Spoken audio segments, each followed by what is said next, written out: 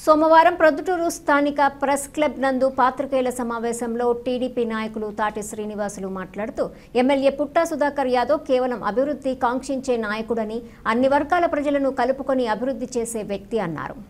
ప్రభుత్వ స్థలాల్లో అక్రమంగా నిర్మించిన డాబాలు ప్రభుత్వాధికారులు ప్రమాదాలకు కారణమవుతున్నాయని తొలగించారని, కేసీ కెనాల్ పరివాహక స్థలంలో పబ్లిక్ రోడ్ నందు డాబాల వలన ప్రభుత్వ అధికారులు ఆ స్థలాన్ని పలు నోటీసులు అందించి తొలగించారని, ఈ విషయంలో మైదుకూరు ఎమ్మెల్యే పుట్టా సుధాకర్ యాదవ్కు ఏం సంబంధం ఉందని ప్రశ్నించారు. అదేవిధంగా తాను ఇడమడక వాస్తవ్యుడు కాదని పలువురు అంటున్నారని, తమ తండ్రి కాలం నుండి నేటి వరకు తమ కుటుంబ సభ్యులు అక్కడ రాజకీయ పరంగా ఉన్న వ్యక్తులవి, ఇప్పటికీ అక్కడ తన సోదరే సర్పంచ్గా ఉన్నారని వివరించారు. తాటి శ్రీనివాసులు, నేను ప్రస్తుతం ప్రొద్దుటూరులో నివసిస్తున్నాను. మా సొంత గ్రామం దూరు మండలం ఇడమడక గ్రామం. మా ఫాదర్ కూడా అక్కడ తాటి సుబ్బరాయుడు 1973 నుంచి 1980 వరకు సర్పంచ్గా ఇడమడక, బైనపల్లె, నారాయణపల్లె గ్రామాలకు సర్పంచ్గా ఉన్నాడు. ఆ ఉండే టైంలోనే 1975లో ఆ గ్రామాలకు విద్యుత్ లేని టైంలో మా తండ్రి గారు సర్పంచ్గా ఉన్న టైంలోనే దానికి విద్యుత్ కూడా తెప్పించడం జరిగింది.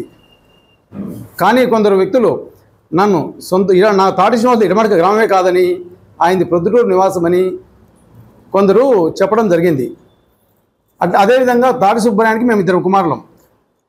లాస్ట్కు రాజకీయంలో 2 కొడుకులకు కూడా స్థలం లేకుండా కూడా 25 సెంట్లు ఉండే స్థలాన్ని యూపీ స్కూల్కు దానంగా ఇచ్చి ఆ స్కూల్ కట్టించడం జరిగింది 1960లోనే. అటువంటి వ్యక్తులు మమ్మల్ని ఈ ఊరే కాదన్నారు. మేము బతుకుదేవు కోసం, నేను చదువుకునే కాబట్టి దగ్గరగా ఉండే పట్టణం ప్రొద్దుటూరు కాబట్టి అక్కడికి బ్రతుకుదేవు కోసం పోయినాను. కానీ మా సొంత గ్రామం ఎప్పటికీ ఇడమడికే. ఇప్పుడు కూడా మా అక్క సర్పంచ్ అక్కడ. మేము గత 73 నుంచి 30 సంవత్సరాల కంటిన్యూగా సర్పంచ్గానే ఉన్నాం. మధ్యలో 2 సార్లు తప్ప ఎప్పటికీ మేము సర్పంచ్ గెలుస్తామన్నాం. అక్కడ గెలుస్తున్నాం. ప్రజలకు కులాల మతాలకు అతీతంగా ప్రతి ఒక్కరికి సేవ చేసుకుంటాం. ప్రొద్దుటూరుకు వచ్చిన ఆసుపత్రిలో చూపించడం కానీ ఎవరికి కూడా తన భేదాభిప్రాయం లేకుండా చూపిస్తూ వస్తున్నాం. ఇప్పుడుండే ప్రజెంట్ వైసీపీ నాయకులు కూడా నేను 2014-19లో తెలుగుదేశం పార్టీ గవర్నమెంట్ ఉన్నప్పుడు ఈ శ్రీకాంత్ అనే వ్యక్తికి, జెట్టి శ్రీనివాసులకు, కడ్డీల నాగరాజుకు, భీముడిపాటి నాగరాజుకు వీళ్ళందరికీ సీఎం రిలీఫ్ ఫండ్ వాళ్ళకి ఆరోగ్యరీత్యా హాస్పిటల్ పాలైనప్పుడు ఆ బిల్లులు తెచ్చిస్తే నేను ఈ శ్రీకాంత్ అనే వ్యక్తి కూడా 45 రూపాయలు బిల్లు ఇప్పడం జరిగింది. 45,000 రూపాయలు చెక్కు సీఎం రిలీఫ్ ఫండ్ కింద నేను టీడీపీ గవర్నమెంట్ ఉన్నప్పుడు కూడా వాళ్ళకి ఇప్పించడం జరిగింది. అవన్నీ వాళ్ళు మర్చిపోయి ఈ తాటి శ్రీనివాసులది ఈ గ్రామమే కాదనే విధంగా అంటారు. కానీ ఇప్పుడు అవినాష్ రెడ్డి గారు, మాజీ ఎమ్మెల్యే రఘురామిరెడ్డి గారు, రవీంద్రనాథ్ గారు మా ఊరికి వచ్చి కొంత ప్రెస్ మీట్ పెట్టి ఈ డాబాల విషయంలో వాళ్ళు మాట్లాడడం జరిగింది. ఇప్పుడు 2019లో వైసీపీ గవర్నమెంట్ వచ్చిన మరి వెంటనే ప్రజావేదికను కూల్చేశాడు మన మాజీ ముఖ్యమంత్రి జగన్మోహన్ రెడ్డి గారు. ఆ ప్రజావేదిక ఎవరికి అడ్డం వచ్చింది? ప్రజావేదిక ఎవరిది? ప్రజల సొమ్ము. అది ప్రజల సొమ్ము దుర్వినియోగం చేసే హక్కు నీకు ఎక్కడిది? ఈరోజు ప్రభుత్వ స్థలంలో డాబాలు కట్టుకునేరు వాళ్ళు. ఆ డాబాలు కట్టడం వల్ల ఇడమడక గ్రామ హైవేలో ఎంతోమంది ప్రాణాలకు పోగొట్టుకుంటున్నారు. 5-6 సంవత్సరాల నుంచి హైవే వేసినప్పటి నుంచి. హైవే లేకపోతే మేము అబ్జెక్షన్ చేయలే డాబాలకు ఎప్పుడే. కానీ ఏ ప్రభుత్వం కూడా అబ్జెక్షన్ చేయలే, బ్రతకనీళ్ళు అనుకుంటున్నారు. ఈ డాబాల వల్ల ప్రతి సంవత్సరము 5-6 మంది చనిపోతూ ఉన్నారు ఇడమడక గ్రామం హైవేలో. దీనివల్ల ప్రభుత్వం అధికారులు గుర్తించి వాళ్ళు పలు దఫాలుగా నోటీసులు ఇచ్చి, పంచాయతీలు నోటీసులు ఇచ్చారు, నేషనల్ హైవే వాళ్ళు నోటీసులు ఇచ్చారు, కేసీ కెనాల్ వాళ్ళు నోటీసులు ఇచ్చారు, మరియు ఎండోమెంట్ ల్యాండ్ వాళ్ళు నోటీసులు ఇచ్చారు. నోటీసు ఇచ్చి సర్వే చేపిస్తే ఎన్ఎస్కే డాబా వచ్చేసి కేసీ కెనాల్ ల్యాండ్లో ఉంది. కేసీ కెనాల్ ల్యాండ్ ఇరిగేషన్ చట్టం ప్రకారము ఇరిగేషన్లో ఎటువంటి నిర్మాణాలు చేయకూడదు. అది మాజీ ఎమ్మెల్యే రఘురామరెడ్డి గారికి తెలియదా? 4 సార్లు ఎమ్మెల్యేగా ఉన్నాయంటున్నాడు. ఎంపీ అవినాష్ రెడ్డి గారికి తెలియదా విషయము?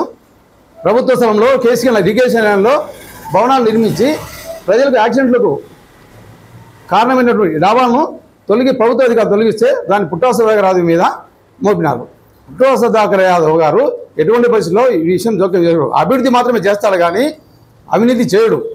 అది మాజీ ఎమ్మెల్యే రఘురామరెడ్డి గారికి తెలుసు, ఎంపీ అవినాష్ రెడ్డి గారికి తెలుసు, మైదుకూరు కాన్స్టిట్యున్సీ ప్రజలందరికీ తెలుసు. అటువంటి నీతి నిజాయితీ పరుడు ఇంతవరకు మైదుకూరు నియోజకవర్గానికి రాలేదు అటువంటి ఎమ్మెల్యే గారు. ఎప్పుడు డెవలప్మెంట్ అభివృద్ధి అనేవాడే కానీ ఎవరిని ఒక ఇబ్బంది పెట్టాలని కానీ మేము చెప్తే అతను చేసేవాడు కాదు. ఓన్లీ అక్కడ యాక్షన్ అవుతున్నందు వల్ల మా అక్క సర్పంచ్ కాబట్టి మేము కూడా ప్రభుత్వానికి తెలపాల్సి వచ్చింది కాబట్టి ఇక్కడ యాక్షన్లు అవుతున్నాయి ఈ డాబాలు ఉండేది వల్ల అని మేము ప్రభుత్వానికి లెటర్ ఇచ్చినాం కాబట్టి వాళ్ళు యాక్షన్ తీసుకుంటున్నారు. అది వాస్తవం కదా. ఒకసారి రఘురామరెడ్డి గారిని వాళ్ళ ఏం డాక్యుమెంట్స్ అడగమనాలా. రఘురామరెడ్డి గారు ఊరికే ఏమి నోటీసులు లేదు, ఊరికి అనవసరంగా తీసేసినారు అని చెప్పడం కరెక్ట్ కాదు. ఇప్పటికైనా మీరు తప్పకుండా వాళ్ళ దగ్గరికి పోయి డాబాల దగ్గరికి పోయి వాళ్ళకి ఏం డాక్యుమెంట్స్ అనేది తీసుకోండి. ఎన్ఎస్కే డాబా వచ్చేసి 621 సర్వే నెంబర్లో కేసుకే న్యాయాలయంలో ఉంది. కానీ ఆ ఎన్ఎస్కే డాబా యజమాని 69 సర్వే నెంబర్లో, అది కూడా కేసుకే న్యాయాలయండే, 69 నెంబర్లో దొంగ పట్టా పుట్టించుకొని ఉన్నారు. ఆ దొంగ పట్టా కూడా ఎంఆర్ఓ దూర ఎంఆర్ఓస్లో లేదు, రికార్డులో లేదు.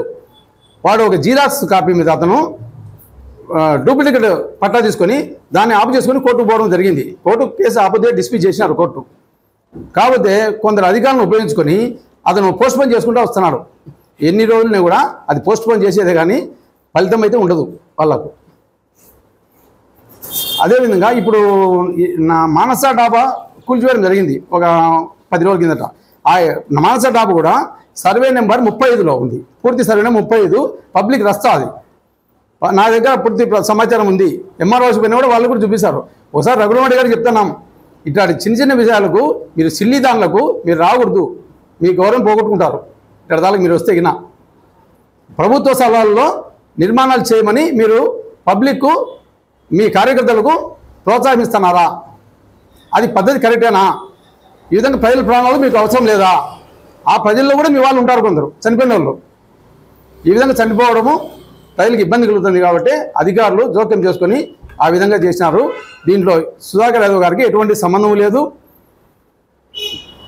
మాకు ఎటువంటి సంబంధం లేదు. కానీ మాది పదే పదే ఈ ఊరు కాదు అనడం కరెక్ట్ కాదు. మాది ఈ ప్రతి ఒక్క వ్యక్తి ఇండియా లోపల ఎక్కడైనా జీవించే హక్కు ఉంది.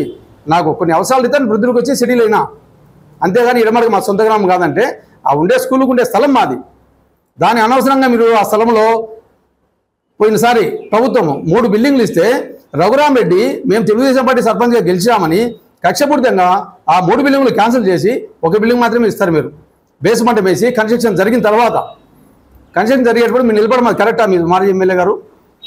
అదేవిధంగా అర్హత లేకున్నా కూడా ఇళ్ల పట్టాలు ఇప్పించారు. మీరు కూర్చొని మా సెక్రటరీని బలవంతం చేసినారు. మా సెక్రటరీ ఒప్పుకోకుంటే దానికి నువ్వు సెలవు పెట్టిపో అన్నారు. మీరు సెలవుైనా పెట్టిపోతా కానీ నేను సంతకం చేయాలన్నాడు మా సెక్రటరీ మహేంద్రనాథ్ రెడ్డి. అటువంటి వ్యక్తులు మీరు వైసీపీ గవర్నమెంట్లో దౌర్జన్యంగా పనిచేసే వాళ్ళు మీరు. సుధాకర్ యాదవ్ కరెక్ట్గా ఉంటాడు, పద్ధతిగా ఉంటాడు, నీతిగా ఉంటాడు, ఎటువంటి పరిస్థితుల్లో మచ్చ తెచ్చుకోడు. మాలాంటి వారు ఏమన్నా తప్పు చేసిన వారు క్షమించాడు మమ్మల్ని.